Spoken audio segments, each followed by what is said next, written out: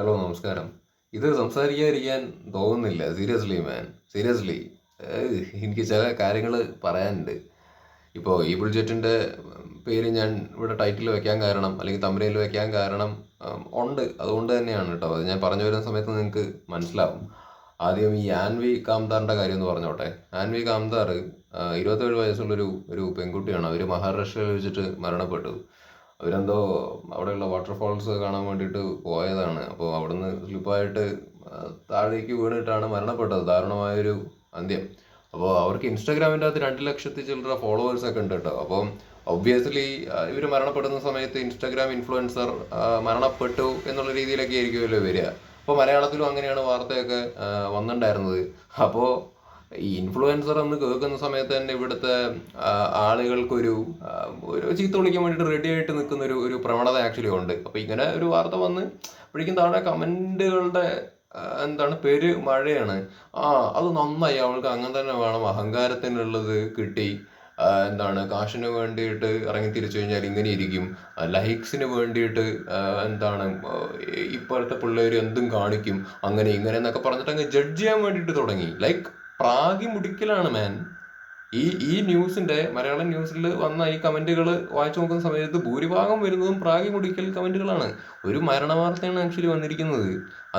അതിനെ ആ രീതിയിൽ പോലും കാണാൻ വേണ്ടിയിട്ട് പറ്റാതെ ഈ ന്യൂസ് ടൈറ്റിൽ റീൽസ് എടുക്കുന്നതിൻ്റെ ഇടയിൽ മരണപ്പെട്ടു എന്നുള്ള രീതിയിൽ പറഞ്ഞെന്ന് കരുതിയിട്ട് ആൾക്കാർ അപ്പം അവൾക്ക് അത് തന്നെ വേണം, റീൽസിന് വേണ്ടിയിട്ട് ചെയ്തതല്ല, അപ്പം പിന്നെ ഇവരൊക്കെ മരണപ്പെടുക തന്നെയാണ് ചെയ്യേണ്ടത്, ആ ഒരു കടി മാറിക്കിട്ടി, അവൾക്ക് കഴപ്പാണെന്നുള്ള രീതിയിൽ അങ്ങ് അടിച്ച് മിന്നിക്കുന്നെന്ന്.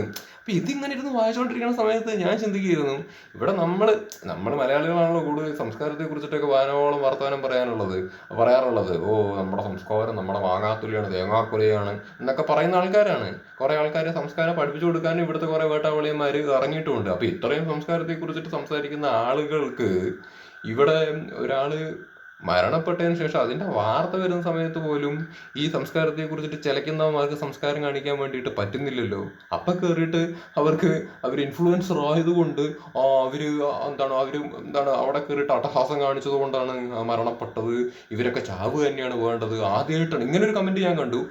ഒരു മരണ വാർത്ത കേട്ടിട്ട് ആദ്യമായിട്ടാണ് ഞാൻ ഇത്രയും ചിരിക്കുന്നത്. അത്രേ നിങ്ങൾ ആലോചിച്ച് നോക്കണം. ഈ കമന്റ് ഇട്ട ആൾക്കാർ, അല്ലെങ്കിൽ ഇങ്ങനത്തെ ചിന്താഗതിയുള്ള ആൾക്കാരുടെ ഒരു അവസ്ഥ നിങ്ങളൊന്ന് ആലോചിച്ച് നോക്കണം. ആദ്യമായിട്ടാണ് അത്ര ഒരു മരണ വാർത്ത കേട്ടിട്ട് ചിരി വരുന്നതും, അല്ലെങ്കിൽ ആദ്യമായിട്ടാണ് അത്ര ഇത്തരത്തിലുള്ള മരണ വാർത്ത കേട്ടിട്ട് സന്തോഷം തോന്നുന്നതും. അത്ര സന്തോഷം തോന്നുന്നുണ്ടോ ആളുകൾക്ക് ഒരു മരണ വാർത്ത കേൾക്കുന്ന സമയത്ത്? ഐ എം അഗൈൻ സെയിങ്, അങ്ങനെ ഒരു മരണ വാർത്ത കേൾക്കുന്ന സമയത്ത് സന്തോഷം തോന്നുന്നുണ്ടെന്നുണ്ടെങ്കിൽ അതൊരു രോഗമാണ്. അത് എത്രയും പെട്ടെന്ന് ചികിത്സിക്കേണ്ടതാണ്. അത് അവനവൻ പെർഫെക്റ്റ് ആയതുകൊണ്ടല്ല ഒരു മരണ വാർത്ത കേൾക്കുന്ന സമയത്ത് സന്തോഷം തോന്നുന്നത്. അതെന്തോ കുഴപ്പമുള്ളതുകൊണ്ടാണ് അങ്ങനെ തോന്നുന്നത്. അത് ട്രീറ്റ്മെന്റ് എടുക്കണം, ഡോക്ടറെ അടുത്ത് പോയി പറയണം, എനിക്ക് എന്തോ ഒരു പ്രശ്നമുണ്ട്, നിങ്ങൾ എങ്ങനെയെങ്കിലും എനിക്ക് ചികിത്സിച്ചിട്ടോ എങ്ങനെയെങ്കിലും മാറ്റി തരണം എന്ന് നിങ്ങൾ സ്വയം അത് കൺസൾട്ടേഷൻ എടുക്കണം ഡോക്ടേഴ്സിൻ്റെ അടുത്ത് പോയിട്ട്. ഇല്ലെങ്കിൽ പണി വരും. ഒരു എമ്പതി പോലും തോന്നുന്നില്ലെന്ന് ആൾക്കാർക്ക് ഇതൊക്കെ കേൾക്കുന്ന സമയത്ത്. പിന്നെ വേറൊരു കാര്യം പറയട്ടെ, ഈ കമന്റ് ഇടുന്ന ആളുകൾക്ക് അവിടെ എന്താ സംഭവിച്ചെന്നുള്ള കാര്യത്തെ കുറിച്ചിട്ട് ധാരണയൊന്നുമില്ല. അവർക്ക് 2 ലക്ഷം ഫോളോവേഴ്സ് ഉണ്ട്, അവര് ട്രാവലൊക്കെ ചെയ്യുന്ന ഒരു വ്യക്തിയാണ് എന്നുള്ളൊരു അറിവ് മാത്രമേ ഉള്ളൂ. അല്ലാണ്ട് ഇതിനു മുമ്പ് ഫോളോ ചെയ്തിട്ടുള്ള ആൾക്കാരും ഒന്നുമല്ല ഇങ്ങനെ കമന്റ് ചെയ്യുന്നത്. അവരെ കുറിച്ചിട്ട് ഒരു ധാരണയില്ലാത്ത ആൾക്കാരാണ് ഈ കമന്റ് ചെയ്യുന്നത്. എന്താണ് ഉറപ്പ്? അവർ റീൽസ് എടുത്തുകൊണ്ടിരിക്കുന്നതിന്റെ ഇടയിലാണ് അവർക്ക് 2 ലക്ഷത്തിൽ ചില്ലറ ഫോളോവേഴ്സ് ഉണ്ടെന്ന് കരുതിയിട്ട് അവര് ചെയ്യുന്ന പരിപാടിയൊക്കെ ഈ കേവലം ലൈക്സിന് വേണ്ടിയിട്ടും റീൽസിന് വേണ്ടിയിട്ടും ആണ് എന്നുള്ളത് ഇവർക്ക് ഇത്ര ഉറപ്പെന്താണ്? വീഡിയോ എടുക്കുന്നതിന്റെ ഇടയിൽ മരണപ്പെട്ടു എന്നുള്ള രീതിയിൽ എനിക്കറിയില്ല.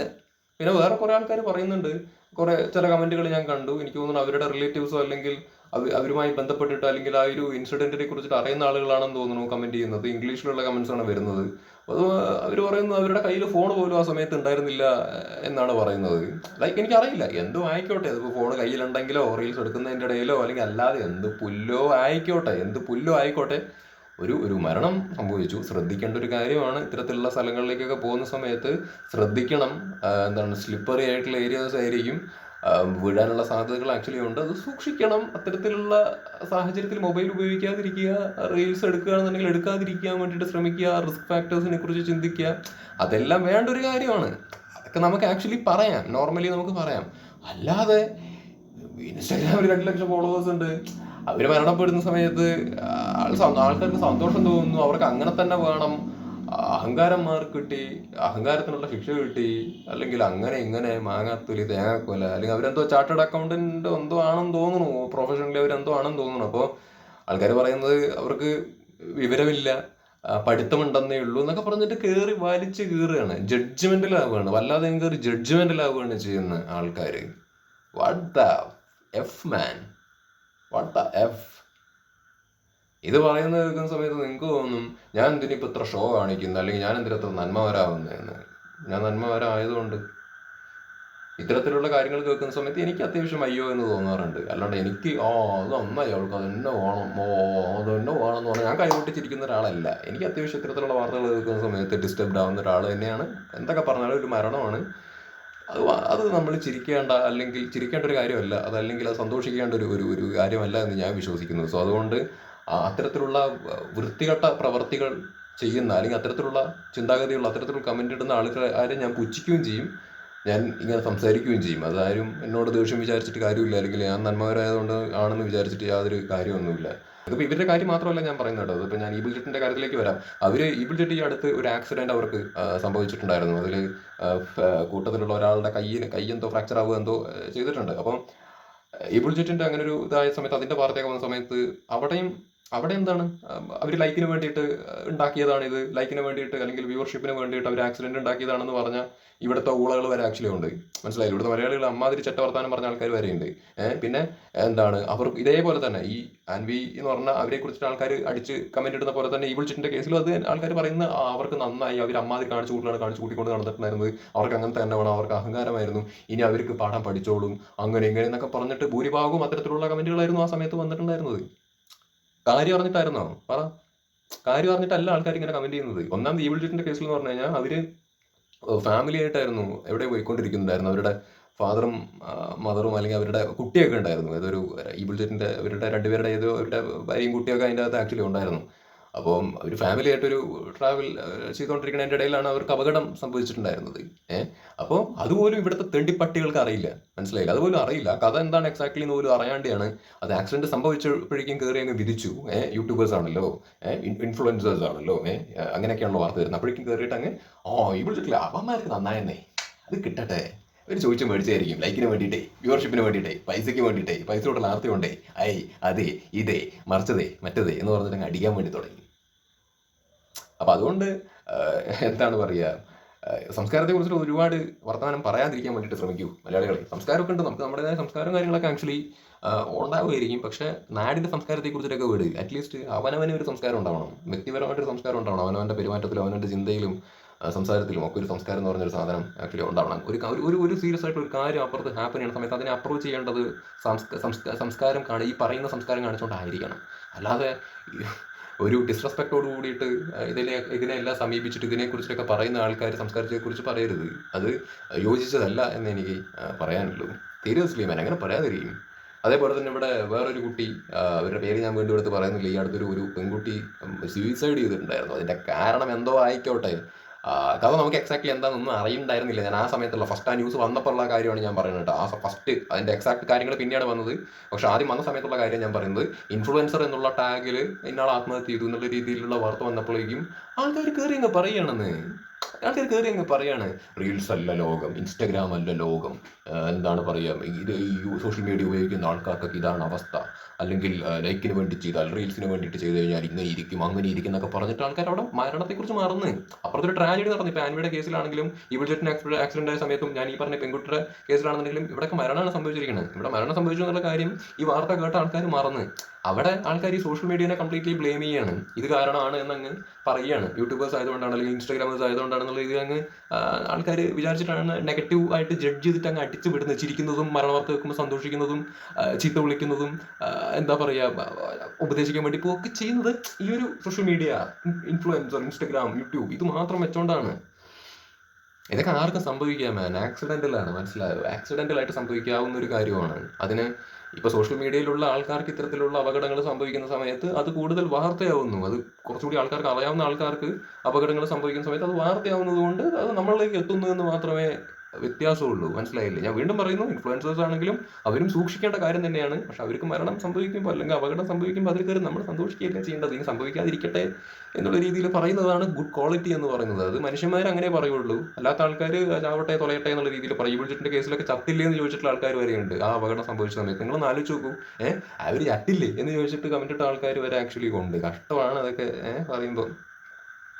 ഇപ്പം എൻ്റെ ഒരു ഫ്രണ്ട് എന്താണ് പറയുക, ഇവിടെ ഓർഡർ ഒരു സ്വിഗ്ഗിയിൽ നിന്ന് സാധനം ഓർഡർ ചെയ്തിട്ട് എന്താണ് അവൻ മേടിക്കാൻ വേണ്ടിയിട്ട്, അതായത് സ്വിഗ്ഗി ഇവിടെ ഗേറ്റിൻ്റെ അവിടേക്ക് എത്തിയിട്ട് അവൻ മേടിക്കാൻ വേണ്ടിയിട്ട് പോയ സമയത്ത്, മഴക്കാലമാണല്ലോ, അത് മേടിക്കാൻ വേണ്ടി പോയ സമയത്ത് മെല്ലെയാണ് ഇവൻ നടന്നു പോകണത്. പക്ഷെ പോണ വഴിക്കിൽ ഇവൻ വഴിക്ക് വീണു തന്തിയും കുത്തിയിട്ട്.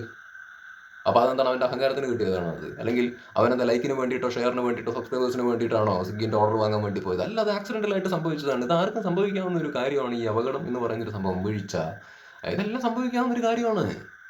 അതിനൊക്കെ കഴപ്പ് എന്നുള്ള രീതിയിൽ അങ്ങ് കാണുകയാണെന്നുണ്ടെന്നുണ്ടെങ്കിൽ അതെങ്ങനെയാണ് നടക്കുക? ഇത് ഈ കാറ്റഗറി വീട്. അല്ലാതെ വേറെ കാറ്റഗറി ഓഫ് ആൾക്കാരുണ്ട്. ഇപ്പോൾ റീൽസിന് വേണ്ടിയിട്ടും അല്ലെങ്കിൽ ലൈക്സിന് വേണ്ടിയിട്ടും ഒക്കെ ഭയങ്കരമായിട്ട് റിസ്ക് എടുത്ത് ചെയ്യുന്ന വേറെ കുറേ ആ കാറ്റഗറി ഓഫ് ആൾക്കാർ വേറെ ഉണ്ട്. അത് വേറെ മണ്ടന്മാരാണ്. മനസ്സിലായില്ല? അവർ മരണപ്പെട്ടാൽ ഞാൻ എന്തായാലും സന്തോഷിക്കില്ല. പക്ഷെ അവർ മണ്ടത്തരങ്ങൾ കാണിക്കുന്നുണ്ട്. അത് വേറെ കേസാണ്. അത് കാണിക്കാതിരിക്കുക എന്നുള്ള ഒരു സംഭവമാണ്. ഇപ്പം മറ്റേ ഈ മേക്ക് എ സീൻ എന്ന് പറയുന്ന ഒരു സെറ്റപ്പിൽ കുറേ പിള്ളേർ ഒരു ടൈമിൽ നടന്നിട്ടുണ്ടായിരുന്നു. അവർ എന്തൊക്കെയാണ് കാണിച്ചു കൂട്ടിക്കൊണ്ട് നടന്നിട്ടുണ്ടായിരുന്നത്? അത് എന്നാണ് ഞാനൊരു വീഡിയോ ഒക്കെ റിയാക്ട് ചെയ്തിട്ടുണ്ടായിരുന്നു. ഇവരെന്തോ പാലത്തിൻ്റെ അവിടെ നിന്ന് ചാടുകയാണ്, മേക്ക് എ സീൻ എന്ന് പറഞ്ഞിട്ട് ചാടുകയാണ് വെള്ളത്തിലേക്ക്. അവർക്ക് നീന്താൻ അറിയോ നീന്താൻ അറിയില്ല എന്നുള്ള വേറെ വിഷയം. രക്ഷപ്പെട്ട് വരുന്നുണ്ട്. പക്ഷേ ഈ അതൊക്കെ അവർ അതിനു വേണ്ടിയിട്ട് എടുക്കുന്നതാണ്. അത് മണ്ടത്തരം പിടിച്ച പ്രവൃത്തിയാണത്. അത്തരത്തിൽ ചെയ്യുന്നത്. അപ്പം അതൊക്കെ നമുക്ക് ക്ലിയർലി അറിയാം. അത് റീൽസിന് വേണ്ടിയിട്ടാണ് എടുത്തെന്നുള്ള കാര്യം നമുക്ക് എടുക്കുന്നുള്ള കാര്യം അറിയാതെ പിന്നെ അവർ മരണപ്പെടാത്തതുകൊണ്ട് തന്നെ അത് റീലായിട്ട് ഇതിലേക്ക് വരുന്നുണ്ട്. അപ്പം നമുക്കത് അറിയാൻ വേണ്ടി പറ്റും റീലിന് വേണ്ടിയിട്ട് അവർ എടുത്തതാണെന്നുള്ളത്. അപ്പോൾ നമുക്ക് ക്ലിയർ പിക്ചറുള്ള കാര്യത്തെ നമുക്ക് ജഡ്ജ് ചെയ്യാം. അവരങ്ങനെ ചെയ്യരുത്, നിങ്ങൾ മണ്ടത്തിനാണ് കാണിക്കുന്നത്, അല്ലെങ്കിൽ കുറച്ച് വിവരം വേണം എന്നുണ്ടെങ്കിൽ നമുക്ക് അറിയാവുന്ന ഒരു വിഷയത്തെക്കുറിച്ചിട്ട് നമുക്ക് പറയാൻ വേണ്ടിയിട്ട് പറ്റും. അത് നമുക്ക് പറയാം. അത് അവർ റിപ്പീറ്റ് ചെയ്യാതിരിക്കാൻ വേണ്ടിയിട്ടാണ്, അല്ലെങ്കിൽ അത് സൂക്ഷിക്കാൻ വേണ്ടിയിട്ടാണ് നമ്മൾ പറയുന്നത്. പക്ഷേ ഈ ചില കേസുകളിലൊന്നും നമുക്ക് അറിയില്ല. അത് പാൻവിയുടെ കേസിൽ നമുക്ക് എന്താണ് എക്സാക്ട്ലി എന്നുള്ള കാര്യം അറിയില്ല. ജസ്റ്റ് വാർത്തയിലൂടെ മാത്രം കേൾക്കുമ്പോഴേക്കും അത് കയറി വിഴുങ്ങിയിട്ടാണ് ആൾക്കാർ ജഡ്ജ് ചെയ്യാൻ വേണ്ടിയിട്ട് നിൽക്കുന്നത്. ഈ ബുൾജിറ്റിന്റെ കേസിൽ കാര്യം അറിയാണ്ടാണ് ജഡ്ജ് ചെയ്തത്. അവർ ഫാമിലിയായിട്ട് ഏതൊരു യാത്രക്കിടയിൽ ഉണ്ടായ ഒരു അപകടമാണ്. അവർ ഉറങ്ങിപ്പോയി എന്ന് വരെ എന്താണ് പറയുന്ന ഒരു സീൻ ഉണ്ടായി വാർത്തയിലൂടെയൊക്കെ. ആൾക്കാർ അത് കേട്ടിട്ട് ജഡ്ജ് ചെയ്തിട്ട് അവരെ ചീത്ത വിളിക്കാൻ വേണ്ടി പോയി. അത് അങ്ങനെയൊന്നും അല്ലായിരുന്നു അതിൻ്റെ കഥ. അതിൻ്റെ കഥ ഈസ് സംതിങ് ഡിഫറെൻറ്റ്. അത് ആക്സിഡൻ്റലായിട്ട് സംഭവിച്ചൊരു കാര്യമാണത്. അപ്പോൾ അത് വേറെ കാറ്റഗറിയാണ്. അത് വേറെ കാറ്റഗറി, ഇത് വേറെ കാറ്റഗറി. അപ്പോൾ എല്ലാത്തിനും കയറി അങ്ങ് ജഡ്ജ് ചെയ്യരുത്. ഇൻഫ്ലുവൻസേഴ്സിന് അപകടം സംഭവിക്കുന്നു, അല്ലെങ്കിൽ ഇത് എല്ലാവർക്കും സംഭവിക്കാവുന്ന ഒരു കാര്യമാണ്. ആർക്കും സംഭവിക്കാം. എനിക്കിപ്പോൾ ഈ ഇരിപ്പിൽ എന്തെങ്കിലും സംഭവിക്കും. ഇപ്പോൾ എനിക്ക് 1,00,000 ചില്ലറ സബ്സ്ക്രൈബേഴ്സ് ഉണ്ടെന്ന് കരുതിയിട്ട് ഇനിയിപ്പോൾ നാളെ ഞാൻ ബൈക്ക് എടുത്തിട്ട് എവിടെയെങ്കിലും ഇറങ്ങുന്ന സമയത്ത് ഞാൻ എവിടെയെങ്കിലും വീണ് കഴിഞ്ഞ് കഴിഞ്ഞാൽ അത് വാർത്തയായിട്ട് വല്ലതും വരുവാണെന്നുണ്ടെങ്കിൽ ആൾക്കാർ പറയും, അവൻ ലൈക്കിന് വേണ്ടിയിട്ട് വിക്രസ് കാണിച്ചപ്പോൾ വീണാന്ന് വല്ലതും പറയൂ. അപ്പോൾ ഇത്ര പറയാറുള്ളൂ. ഇത്രേ ഉള്ളൂ, സിമ്പിൾ ലോജിക്. നമ്മൾ എന്താണ് സോഷ്യൽ മീഡിയയിൽ വീഡിയോസ് ചെയ്യുന്ന ആളുകളുടെ കല്യാണം കഴിയുമ്പോൾ, അപകടങ്ങൾ സംഭവിക്കുമ്പോൾ, അല്ലെങ്കിൽ മരണപ്പെടുമ്പോൾ അത് വാർത്തയാവുന്നു. അല്ലാത്ത ആളുകൾക്ക് അപകടങ്ങൾ സംഭവിക്കുന്ന സമയത്ത് ആവുന്നില്ല എന്നുള്ളതാണ് സത്യം. അല്ലാണ്ട് ഇവിടെ വേറെ ആർക്കും, ഇൻഫ്ലുവൻസേഴ്സ് അല്ലാത്ത ആളുകൾക്ക് എന്താണ് പറയുക, ഈ അപകടങ്ങളൊന്നും സംഭവിക്കുന്നില്ല എന്നുള്ളതല്ല അതിൻ്റെ അർത്ഥം. മനസ്സിലായ? വാർത്തയാവുന്നില്ല എന്നുള്ളതാണ്. That's it. അപ്പോൾ ഇത്രയ്ക്കൊക്കെ പറയാനുള്ളൂ. അത്ര പെട്ടെന്ന് കയറിയിട്ട് അങ്ങ് എല്ലാത്തിനെയും അങ്ങ് ജഡ്ജ് ചെയ്യരുത്. ഒരു വിഷയത്തെക്കുറിച്ച് അറിഞ്ഞിട്ട് മാത്രം ജഡ്ജ് ചെയ്യുക. ഇനിയിപ്പോൾ റീൽസിന് വേണ്ടിയിട്ട് എടുക്കാൻ വേണ്ടി ഇതാകുകയാണെന്നുണ്ടെങ്കിൽ നമുക്കതിനെ വിമർശിക്കാം. പക്ഷെ നമുക്കറിയാത്ത ഒരാൾ മരണപ്പെടുമ്പോൾ നമ്മൾ എന്തിനാ സന്തോഷിക്കുന്നത്?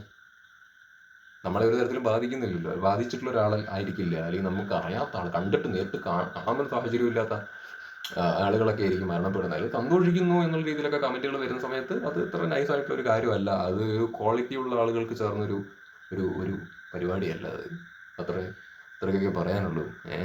എനിക്ക് പറയാനുള്ളത്, ഇപ്പോൾ മഴക്കാലമാണ്, നല്ല മഴയുണ്ട്, റോഡൊക്കെ വളരെ മോശമാണ്. ഈ സമയത്തൊക്കെ പരമാവധി റോഡിൽ ബൈക്ക് എടുത്തിറങ്ങുമ്പോഴും കാർ എടുത്തിറങ്ങുന്ന സമയത്തൊക്കെ സൂക്ഷിക്കുക. ഒന്ന് മനസ്സിൽ കണ്ടിട്ട് ഇറങ്ങുക. അപകടങ്ങൾ സംഭവിക്കാൻ സാധ്യതയുണ്ട് എന്ന് മനസ്സിൽ കണ്ട് അത് എക്സ്പെക്ട് ചെയ്തുകൊണ്ട് തന്നെ യാത്ര ചെയ്യാൻ വേണ്ടിയിട്ട് ശ്രമിക്കുക, സൂക്ഷിക്കാൻ വേണ്ടിയിട്ട് ശ്രമിക്കുക. അല്ലെങ്കിൽ അപകടങ്ങൾ സംഭവിക്കും. അപ്പോൾ സൂക്ഷിക്കുക. അതേപോലെ തന്നെ ഈ സമയത്തൊക്കെ എന്താണ് ട്രിപ്പൊക്കെ പോകുന്ന ആൾക്കാർ, കാറിലും ബൈക്കിലും ഒക്കെ ആണെങ്കിൽ ട്രിപ്പൊക്കെ പോകുന്ന ആൾക്കാരൊക്കെ പരമാവധി അത്തരത്തിലുള്ള ട്രിപ്പുകൾ അവോയ്ഡ് ചെയ്യാൻ വേണ്ടി നോക്കുകയാണെങ്കിൽ അത്രയും നല്ലത്. പേഴ്സണലി ഞാൻ എൻകറേജ് ചെയ്യുന്ന ഒരാളല്ല ഇത്തരത്തിലുള്ള ക്ലൈമറ്റിൽ ഒരു ട്രിപ്പ് പോവുക എന്ന് പറയുന്നൊരു സംഭവം. കാരണം നമ്മുടേതല്ലാത്ത കാരണങ്ങൾ കൊണ്ടും നമുക്ക് അപകടങ്ങൾ സംഭവിക്കാം. ഓപ്പോസിറ്റ് വരുന്നൊരു വെഹിക്കിളിൻ്റെ എന്താണ് ഊച്ചാളിത്തരം കാരണം ചിലപ്പോൾ നമ്മളായിരിക്കും ഇരയാവുന്നത്. അപ്പോൾ അതിപ്പോൾ എല്ലാ ക്ലൈമറ്റിലും സംഭവിക്കും കേട്ടോ ഈ അപകടങ്ങളൊക്കെ, ഇല്ല എന്നല്ല ഞാൻ പറയുന്നത്. പക്ഷേ ഈ മഴക്കാലത്ത് നമുക്ക് നമ്മുടെ റോഡൊക്കെ അല്ലെങ്കിലേ മോശമാണ്. അതേപോലെ ട്രാഫിക് റൂൾസിനനുസരിച്ചിട്ടൊന്നുമല്ല ഇവിടെ ആൾക്കാർ വാഹനം ഓടിക്കുന്നതും ഒക്കെ. അവിടുന്ന് ഇവിടുന്ന് എങ്ങനെയൊക്കെ വണ്ടി വരുന്നുണ്ട്, ഓവർടേക്കിങ്ങും കാര്യങ്ങളൊക്കെ ആൾക്കാർ ഹോൺ പോലും അടിക്കാതെയൊക്കെ ചെയ്യുന്നുണ്ട്. സോ അതിൻ്റെ ഇടയിൽ മഴയൊക്കെ കൂടി ആകുമ്പോൾ ഈ അപകടങ്ങൾ സംഭവിക്കാം. അപ്പോൾ ഈ ഒരു ക്ലൈമറ്റിൽ അറ്റ്ലീസ്റ്റ് ഈ ഒരു വെതർ കണ്ടീഷനിൽ പരമാവധി സൂക്ഷിച്ചിട്ടൊക്കെ യാത്ര ചെയ്യുക, പെരുമാറാൻ വേണ്ടിയിട്ട് ശ്രമിക്കുക. നമുക്കും അപകടങ്ങൾ ഉണ്ടാവരുത്, നമ്മൾ കാരണം വേറെ ആൾക്കാർക്കും അപകടങ്ങൾ ഉണ്ടാവരുത്. അപ്പോൾ ഇത്രയൊക്കെ പറയാൻ പറ്റും.